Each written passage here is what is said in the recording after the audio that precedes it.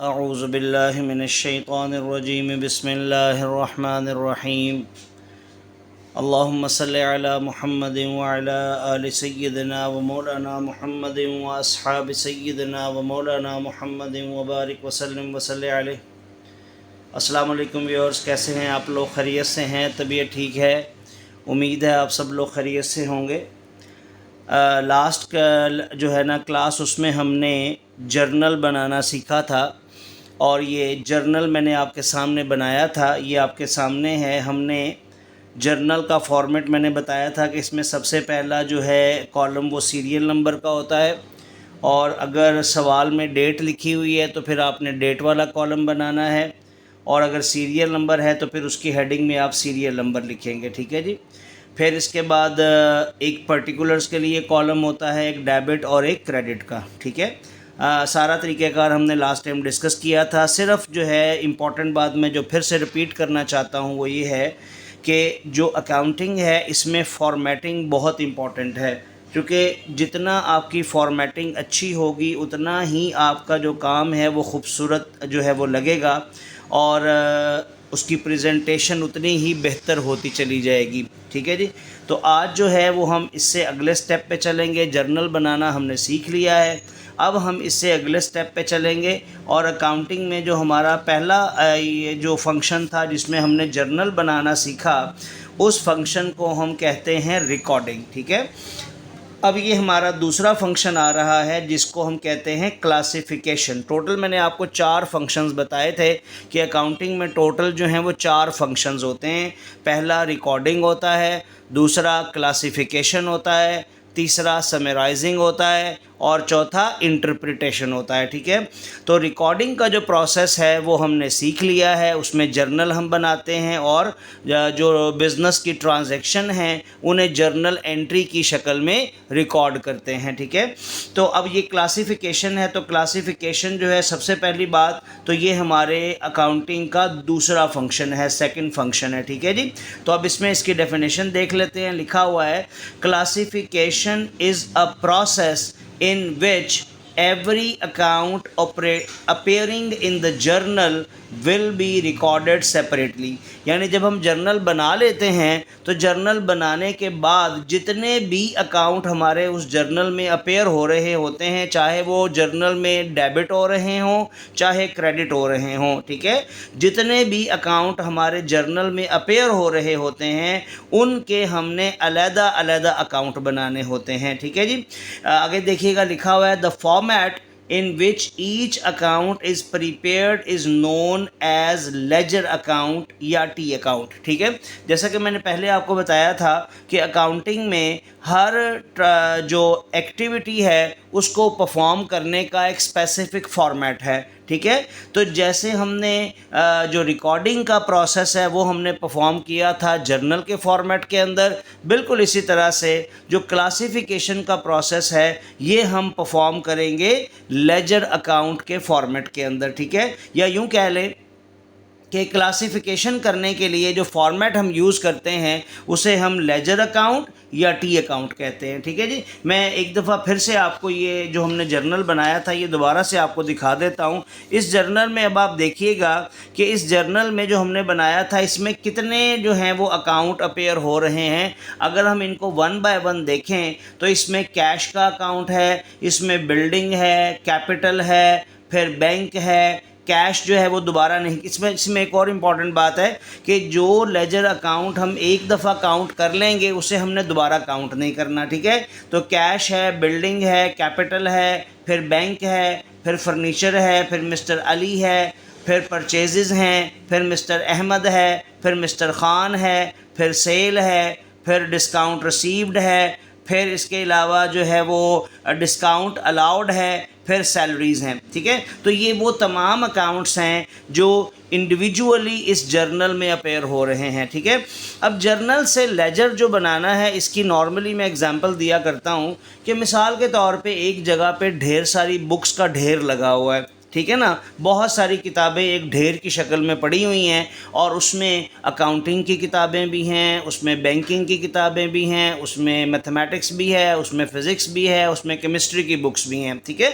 और सामने अलमारी में रैक बने हुए हैं, उसमें हर रैक के ऊपर सब्जेक्ट की हेडिंग दी हुई है कि जनाब ये अकाउंटिंग का रैक अलहदा है, बैंकिंग का रैक अलहदा है, इंग्लिश का अलहदा है, कम्युनिकेशन का अलहदा है, फ़िज़िक्स केमिस्ट्री बायो का अलहदा है। तो अगर मैं आपसे ये कहूँ कि इस ढेर में से एक एक किताब उठाते जाएं और सामने लगे हुए बॉक्सेस में जो बने हुए हैं, जो बुक जिस सब्जेक्ट से रेलिवेंट है उस बॉक्स के अंदर रखते जाएं, तो अब आप क्या करेंगे? अब आप उस ढेर में से एक किताब उठाएंगे, उसे देखेंगे कि ये कौन से सब्जेक्ट की बुक है, इंग्लिश की है, तो उसे सामने जाके रैक में, इंग्लिश के रैक में रख देंगे। फिर आप दूसरी बुक उठाएंगे और देखेंगे कि ये फ़िज़िक्स की बुक है, तो वो आप फ़िज़िक्स वाले रैक में रख देंगे। इसी तरह सो ऑन, बिल्कुल इसी तरह से, बिल्कुल इस एग्ज़ाम्पल के एग्जैक्टली जैसे हम वो किताबों का ढेर है, आप समझें कि ये जर्नल जो है ना, ये अकाउंट्स का ढेर लगा हुआ है जिसमें डिफरेंट अकाउंट्स हमारे सामने अपेयर हो रहे हैं।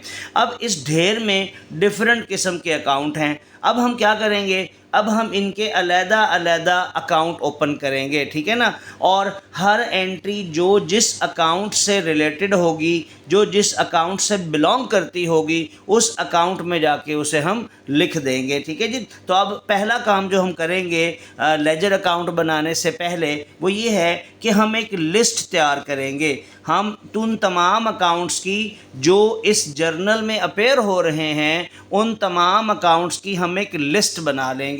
तो वो जो लिस्ट है, याद रखिएगा स्टूडेंट्स के इम्पॉर्टेंट बात है कि क्लासिफिकेशन के बाद जब हम क्लासिफिकेशन का जो प्रोसेस है उसका ये एक हिस्सा है कि जितने भी अकाउंट हमारे पास जर्नल में अपेयर हो रहे हैं उनके हम नाम लिख लेते हैं। क्या करते हैं जी व्यूअर्स? हम उनके नाम लिख लेते हैं। जब इनके नाम हम लिख लेंगे, जैसे आप देख रहे हैं कि मैंने वो जो सारे अकाउंट जर्नल में अपेयर हो रहे थे उन तमाम के नाम मैंने लिख लिए हैं, तो ये नामों की जो लिस्ट बन गई है, इस लिस्ट को हम कहते हैं चार्ट ऑफ अकाउंट्स। क्या कहते हैं जी व्यूअर्स? इस लिस्ट को हम कहते हैं चार्ट ऑफ अकाउंट्स। तो इसकी डेफिनेशन भी देख लेते हैं। लिखा हुआ है, chart of accounts is the list of all those accounts for which the individual ledger accounts are to be prepared। यानी ये वो तमाम अकाउंट्स की लिस्ट है जिनके लिए अब हमने अगले स्टेप में जाके क्या करना है? लेजर अकाउंट्स प्रिपेयर करने हैं, ठीक है जी। तो ये हमारी जो अकाउंटिंग का सेकंड फंक्शन है कि जिसमें हम क्या करेंगे? हम लेजर अकाउंट बनाना सीखेंगे, ठीक है जी। तो let's start to prepare ledger accounts, ठीक है जी। जी, तो अब हम बनाना शुरू करेंगे लेजर अकाउंट्स। तो मैंने ये लेजर अकाउंट के जो है ना फॉर्मेट्स बनाए हैं, 3 इस पेज पे बने हुए आपको नज़र आ रहे हैं। पहला जो मैंने फॉर्मेट बनाया है ये कैश का टी अकाउंट है। दूसरा जो मैंने फॉर्मेट बनाया है ये बिल्डिंग का टी अकाउंट है। और तीसरा मैंने ये नीचे फॉर्मेट बनाया है ये कैपिटल का टी अकाउंट है, ठीक है जी। तो अभी ये याद रखना है कि जितने भी लेजर अकाउंट जो हमने बनाने हैं उन तमाम का फॉर्मेट जो है वो अलग अलग होगा। इसका फॉर्मेट आप देख रहे हैं कि इसकी 2 साइडें हैं। ये जो लेफ़्ट हैंड साइड है ये डेबिट साइड कहलाती है, जैसा कि हमने ऊपर लिखा हुआ है, और ये राइट हैंड साइड जो है ये क्रेडिट साइड कहलाती है। एक कॉलम जो है ये हमने पर्टिकुलर्स के लिए लेना है और एक जो है फिर उसमें अमाउंट लिखनी है। इसी तरह से क्रेडिट साइड पर भी एक कॉलम जो है वो पर्टिकुलर्स का है और दूसरा कॉलम जो है वो अमाउंट का है, ठीक है। इसी तरह ये तमाम के जो लेजर अकाउंट्स हैं वो हमने अलग अलग प्रिपेयर करने हैं। जैसा कि हमने देखा था चार्ट ऑफ अकाउंट जब हमने बनाया था तो उसमें हमने टोटल ये जो हमने जर्नल बनाया है, एग्जाम्पल जिसको हम लेके चल रहे हैं, उस एग्जाम्पल के जो जर्नल हमने बनाया था उसमें हमने जो लेजर अकाउंट्स काउंट किए थे वो 13 लेजर अकाउंट्स हमने बनाने हैं। उनके नाम हमने चार्ट ऑफ अकाउंट्स में लिखे थे। तो अब हम इनको बनाना शुरू करते हैं। एक और बात बड़ी इंपॉर्टेंट है कि ये जो लेजर अकाउंट का बनाना है ये टोटल 3 स्टेप्स पर मुश्तमिल है जी, ठीक है जी। कितने स्टेप्स हैं इसके? 3 स्टेप हैं। पहले स्टेप में हम ये करेंगे कि जो टी अकाउंट हम बनाने जा रहे हैं, जैसे मैं पहले शुरू में बनाने लगा हूँ कैश का टी अकाउंट, ठीक है।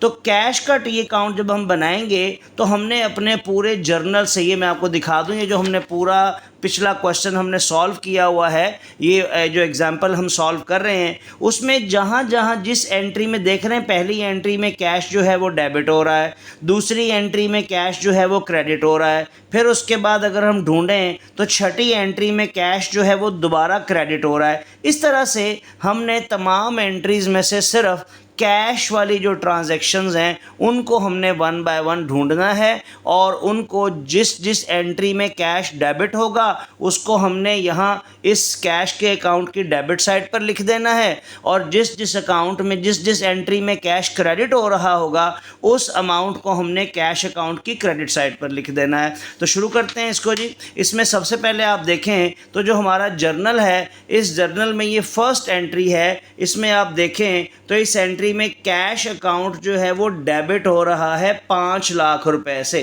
ठीक है जी, कैश जो है वो डेबिट हो रहा है कितने से, 5 लाख रुपए से। तो हम यहाँ पर ये जो कैश के अकाउंट की डेबिट साइड है यहाँ पर हम क्या करेंगे, यहाँ पर हम 5 लाख रुपया प्लेस कर देंगे। ठीक है जी, तो ये 5 लाख रुपया हमने लिख दिया यहाँ पर। अब डेफिनेटली इसके पर्टिकुलर्स में भी हमने कुछ लिखना है। पर्टिकुलर्स में क्या लिखना है ये बड़ी इंपॉर्टेंट बात है, यही बुनियादी तौर पर समझने वाली बात है कि पर्टिकुलर्स में क्या लिखना है। देखें, पर्टिकुलर्स में हम कैश का टी अकाउंट बना रहे हैं तो कैश नहीं लिख सकते। याद रखना है कि जिसका टी अकाउंट बन रहा होगा, जिसका टाइटल आपने यहाँ ऊपर इसके अकाउंट के ऊपर दिया होगा, जैसे यहाँ पर हम कैश का टी अकाउंट बना रहे हैं तो कैश के टी अकाउंट के अंदर या नीचे कैश का जिक्र हम नहीं कर सकते। ये अकाउंटिंग की बिगेस्ट मिस्टेक है कि जो टी अकाउंट हम बना रहे हों उसमें उसी का जिक्र कर रहे हों।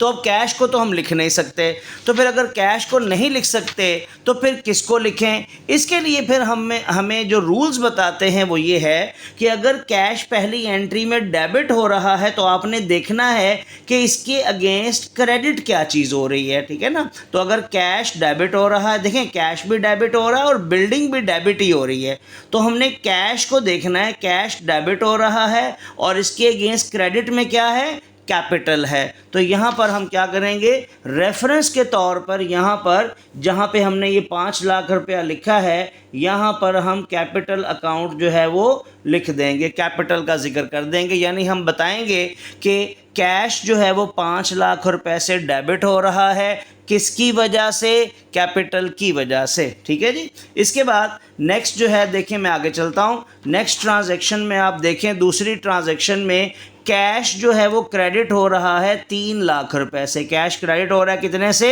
3 लाख रुपए से। और किसकी वजह से क्रेडिट हो रहा है, तो कैश की जो डेबिट साइड है उस पर क्या लिखा हुआ है, बैंक। तो इसका मतलब है कैश को हम क्रेडिट साइड पर लिखेंगे 3 लाख रुपया, और जो पर्टिकुलर्स वाला कॉलम है वहाँ पर हम क्या लिख देंगे, जो उसकी ऑपोजिट साइड पर है। कैश क्रेडिट है तो उसकी ऑपोजिट साइड पर क्या है, वो डेबिट है और वो क्या है, बैंक। तो हम यहाँ पर क्या करेंगे, कैश की क्रेडिट साइड पर हम यहाँ पर लिख देंगे जी 3 लाख रुपया, और 3 लाख रुपया लिखने के बाद पर्टिकुलर्स वाले कॉलम में हम यहाँ पर क्या लिख देंगे, हम यहाँ पर लिख देंगे बैंक। ठीक है जी, तो ये हमारी ये दूसरी एंट्री जो है ये मुकम्मल हो जाएगी लेजर अकाउंट में।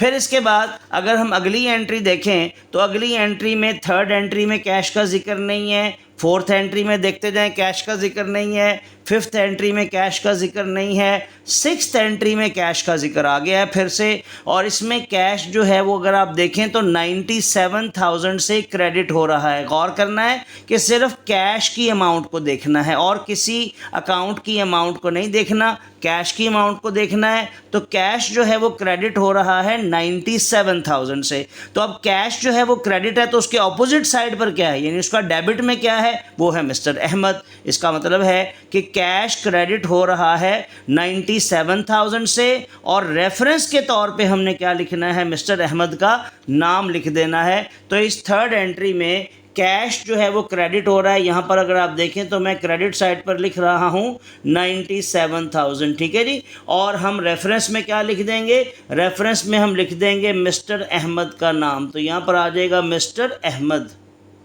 ठीक हो गया। उम्मीद है आपको समझ आ रही होगी। तो इस तरह से ये तीसरी एंट्री भी हमने लिख ली कैश के टी अकाउंट में। इसके बाद अगर आप देखें तो छठी एंट्री के बाद सातवीं एंट्री में कैश का जिक्र नहीं है, आठवीं एंट्री में फिर कैश का जिक्र आ गया। तो इस एंट्री में कैश जो है वो डेबिट हो रहा है कितने से, 1,45,000 रुपये से कैश डेबिट हो रहा है 1,45,000 से। और इसकी ऑपोजिट साइड पर क्या है, अगर कैश डेबिट है तो क्रेडिट में कौन है, मिस्टर खान। मिस्टर खान की अमाउंट वगैरह को आपने कंसिडर नहीं करना, आपने सिर्फ उसको रेफरेंस के तौर पर लिखना है, अमाउंट हमने कैश वाली ही लिखनी है। तो कैश जो है वो डेबिट हो रहा है 1,45,000 से, और किसकी वजह से डेबिट हो रहा है, मिस्टर खान की वजह से। तो हम यहाँ पर कैश की डेबिट साइड पर लिख देंगे 1,45,000 और यहाँ रेफरेंस में लिख देंगे मिस्टर खान। ठीक है जी। अब ये सारी जितनी भी ट्रांजैक्शन थी ये सारी हमने जहाँ जिस में कैश जो है वो डेबिट था और जिस में कैश जो है वो क्रेडिट था वो हमने सारी इस टी अकाउंट में प्लेस कर दी। ठीक है जी। अब ये प्लेसमेंट करने के बाद अब ये पहला स्टेप है लेजर अकाउंट बनाने का, कि जितनी एंट्रियां हैं उन तमाम एंट्रीज़ को आपने लेजर अकाउंट में डेबिट अमाउंट्स को डेबिट में पुट कर देना है, क्रेडिट वाली अमाउंट्स को क्रेडिट में पुट कर देना है। ठीक है। अब ये पहला स्टेप हो गया। इस स्टेप के बाद अब हम क्या करेंगे, अब हम इन दोनों साइडों का करेंगे टोटल। क्या करेंगे जी, इन दोनों साइडों का हम टोटल करेंगे। तो जो साइड बड़ी होगी, याद रखिएगा, जो साइड भी बड़ी होगी उसका टोटल आपने दोनों साइडों पर प्लेस करना है। यानी अगर आप गौर करें तो डेबिट साइड का टोटल जो है वो ज़्यादा है 5 लाख, और इसमें ये टोटल बनता है 6,45,000। तो डेबिट साइड पर हम प्लेस कर देंगे 6,45,000 और इधर क्रेडिट पर भी हम प्लेस कर देंगे 6,45,000। ठीक है जी। अब ये जो टोटल है, जो साइड बड़ी थी उसका टोटल हमने दोनों साइडों पर प्लेस कर देना है। जो साइड बड़ी है उसका टोटल हमने दोनों साइडों पर प्लेस कर देना है। और जो छोटी साइड है, यानी ये वाली जो क्रेडिट साइड छोटी थी, इसकी जो अमाउंट है ये हमने इस टोटल में से माइनस कर देनी है। क्या करनी है जी, इसकी अमाउंट हमने टोटल में से माइनस कर देनी है। तो इसको माइनस करते हैं जी। तो अब हम देखेंगे कि जैसे मैंने आपको बताया कि अब हमने क्या करना है, 6,45,000 जो है, ये मैं कैलकुलेटर पे इसको कैलकुलेट कर रहा हूँ। 6,45,000 जो है, इसमें से ये वाली दोनों अमाउंट्स 97,000 भी इसमें से माइनस कर दूंगा मैं, और इसमें से जो 3 लाख है वो भी माइनस कर दूंगा। तो इस तरह से कैश का जो बैलेंस है वो आप देखें, मेरे पास कैश का बैलेंस आ जाएगा 2,48,000। ठीक है जी। तो मैं इस 2,48,000 को यहाँ पर प्लेस करूँगा 2,48,000। ठीक है। तो ये मैं लिखूँगा और इसके साथ मैं यहाँ प्लेस करूँगा बैलेंस। ये जो आंसर आया है इसके साथ मैं क्या लिखूँगा, बैलेंस। और बैलेंस के साथ हम एक एडिशनल वर्ड ऐड करते हैं, कैरेट डाउन। कैरेट डाउन का मतलब ये होता है कि ये जो लेजर अकाउंट का बैलेंस निकला है इसको हमने अगले फॉर्मेट के अंदर लेके जाना है। जब हम अगला फॉर्मेट बनाएंगे ना लेजर अकाउंट्स कंप्लीट करने के बाद, फिर उस लेजर अकाउंट, उस जो फॉर्मेट है उसके अंदर ये बैलेंस वाली फिगर जो है वो जाएगी। लिहाजा हमने इस बैलेंस को आइडेंटिफाई करके अलहदा रखना होता है और इसके साथ हमने मेंशन करना होता है कि इसको अगले फॉर्मेट के जो फॉर्मेट है उसके अंदर हमने लेके जाना है। लिहाजा इसके साथ हम लिखते हैं कैरेट डाउन। ठीक है जी। तो आगे चलते हैं। होपफुली आपको ये कैश अकाउंट समझ आ गया होगा। अब मैं आपके सामने अगला लेजर अकाउंट बनाऊंगा। इसमें भी आप देखें इसकी 2 साइडें हैं।